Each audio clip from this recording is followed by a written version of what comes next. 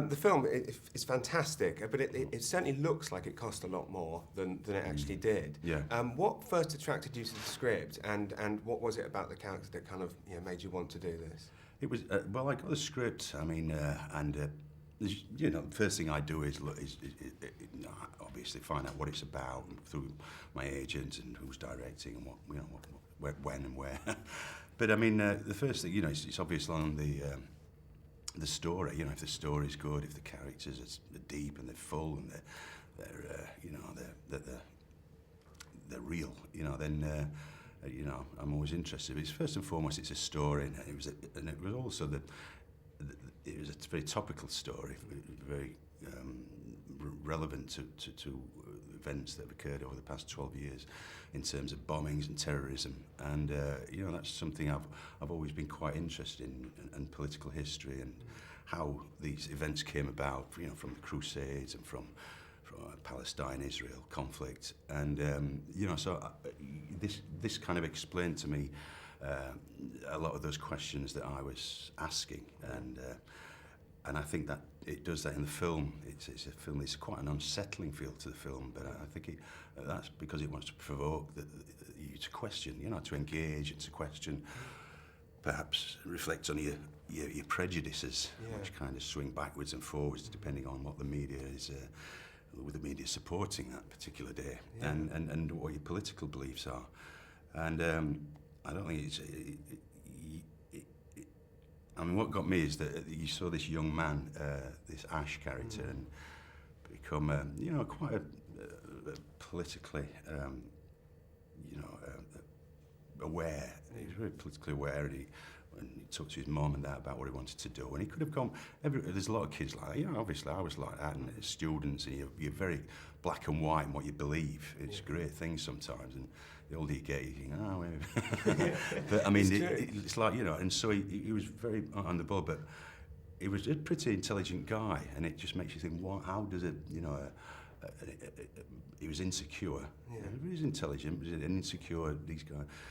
How does he end up being recruited and groomed to become a terrorist, a mass murderer? And that's how it happened. You see in the film that it's fascinating. It's not that difficult. It's kind of he just falls into it. And it's happening. Yeah, it is. It's real, but it also functions as an action movie. I mean, you've played. Here you're playing a counter-terrorism expert, but in the past you've obviously played terrorists in Patriot Games. Yeah. What do you prefer, bad guy or good guy? I don't know. In this situation, they're both. There's not much between them. The methods, the horrific methods that they use to gain information and to achieve their ends is identical. And that's the situation with most. I think most terrorist groups and anti-terrorist groups. They use the same methods. They're not necessarily. They're not good because they do good. They're not called, but they're bad. They're bad. What they do is bad. They kill people. And so, but they believe in what Ash believes in. The character Ash totally believes in what he's doing. Politically, and so does Ewan. Totally believes, and they'll use any means and they'll kill people. And it's a bit like any situation. You look at the situation in Iraq. Where in Abu Ghraib. The methods of torture and all that are being used, and then you see that. The other side, the terrorists blowing soldiers up and stuff like that. I think it explains it. It doesn't justify what happens, but it's certainly, and that's what drew me to it. A subject that is going to be around for a long time. Some of the set pieces that I read, I was like, how are they going to do this? There's some big fights, some big stunts, big explosions and things like that, and I was like, how are they going to do this? I didn't really know the budget. I knew it was low budget, but and then when we were filming it, I was thinking, this is quite big. We're in central London.